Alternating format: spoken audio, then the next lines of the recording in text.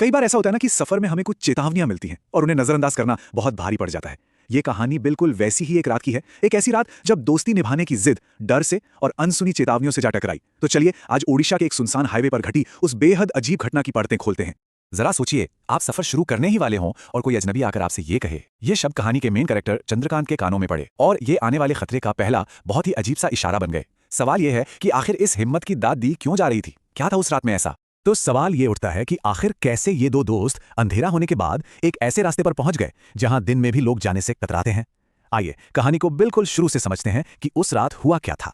तो कहानी के किरदार हैं चंद्रकांत और उनके दोस्त अमित। दोस्ती बहुत गहरी थी, इतनी गहरी कि चंद्रकांत अपने दोस्त अमित की मदद के लिए कुछ भी कर सकता था और शायद इसी भरोसे ने उन्हें उस रात एक ऐसे सफर पे भेज दिया जिसे वो शायद कभी नहीं भूल पाएंगे। अब जरा इस टाइमलाइन को देखिए। इनका सफर सुबह 5:30 बजे शुरू हुआ था और अब रात हो चुकी थी। सैकड़ों किलोमीटर की राइडिंग के बाद जाहिर है शरीर और दिमाग दोनों ही थक चुके थे और हम सब जानते हैं थकान अक्सर गलत फैसलों की वजह बन जाती है। और बस यही वो मोमेंट था। दोस्ती की मजबूरी चंद्रकांत के अंदर की आवाज पर भारी पड़ गई। एक तरफ उसका दिल कह रहा था रुक जा मत जा, पर दूसरी तरफ दोस्त की जरूरत थी।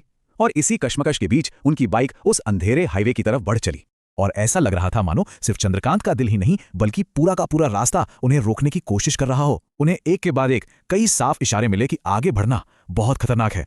पहली चेतावनी मिली एक तजुर्बेकार ट्रक ड्राइवर से। देखिए उसके शब्दों में ना एक अनकहा सा डर था। उसने सीधे सीधे कुछ नहीं बोला, लेकिन उसका सिर्फ इतना कह देना कि हम भी उस रास्ते से बचते हैं, ये अपने आप में एक बहुत बड़ी वार्निंग थी। इसके बाद उनकी मुलाकात हुई पुलिस से और पुलिस वालों की चिंता तो उनके चेहरे पर साफ झलक रही थी। उन्होंने इन दोनों की, इनकी बाइक की और इनके आईडी कार्ड्स की तस्वीरें ली। अब ये कोई नॉर्मल प्रोसीजर तो था नहीं, ये तो ऐसा था मानो वो किसी अनहोनी के लिए पहले से ही सबूत इकट्ठा कर रहे हों। और फिर आई आखिरी और सबसे साफ चेतावनी। एक बड़ी पुलिस नाकाबंदी पर उन्हें रोका गया। उन्हें बताया गया कि आगे अपराधी हैं, जंगली जानवर हैं और अजीब चीजें होती हैं। अब ये अजीब चीजें क्या थीं, इसका खौफनाक जवाब उन्हें बहुत जल्द मिलने वाला था। ओके, अब यहां से कहानी खतरनाक से कहीं ज्यादा अजीब और दिमाग को सुन कर देने वाली हो जाती है, क्योंकि अब चंद्रकांत के लिए हकीकत और वहम का फर्क धीरे धीरे मिटने लगता है। सोचिए, मूसलाधार बारिश हो रही है, चारों तरफ घना अंधेरा और तभी चंद्रकांत के पीछे बैठे अमित ने बाइक रोकने को कहा। पहली नजर में तो ये एक बहुत ही नॉर्मल सी मामूली सी बात लगी, लेकिन यहीं से सब कुछ बदलने वाला था। जैसे ही चंद्रकांत ने पीछे मुड़कर देखा ना, उसका दिमाग सन्न रह गया। उस जोरदार बारिश में जहां चंद्रकांत सिर से पांव तक भीगा हुआ था, वहीं पीछे बैठा अमित एकदम सूखा था। ये तो नामुमकिन था। दिमाग इस बात को मान ही नहीं पा रहा था और घर जल्दी पहुंचने की धुन में चंद्रकांत ने इस अजीब से ख्याल को झटक दिया। और फिर आया वो पल जिसने चंद्रकांत की पूरी हकीकत को ही तोड़कर रख दिया। आगे कुछ गांव वालों ने उसे रोका और जो बताया उससे उसके पैरों तले जमीन खिसक गई।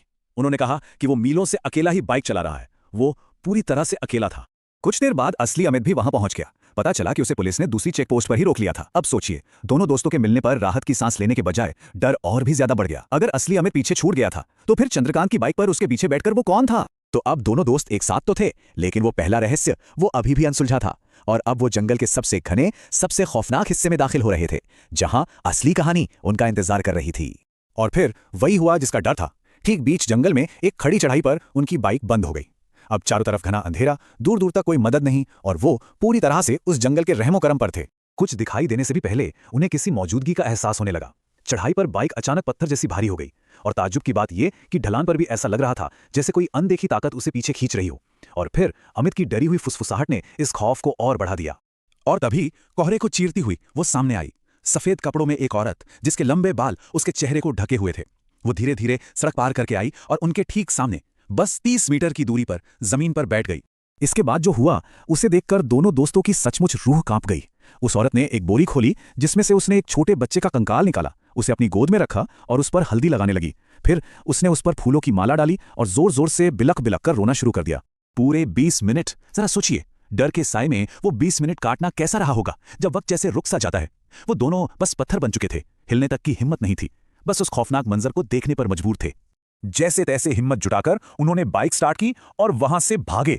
भागते हुए चंद्रकांत ने एक आखिरी बार पीछे मुड़कर देखा और जो उसने देखा वही औरत अब एक पेड़ से लटकी हुई थी। ये वो आखिरी खौफनाक तस्वीर थी जो हमेशा के लिए उनके दिमाग में छप गई। कहते हैं हर भूत की एक कहानी होती है और उस खौफनाक रात के पीछे भी एक बेहद दर्दनाक कहानी छिपी थी।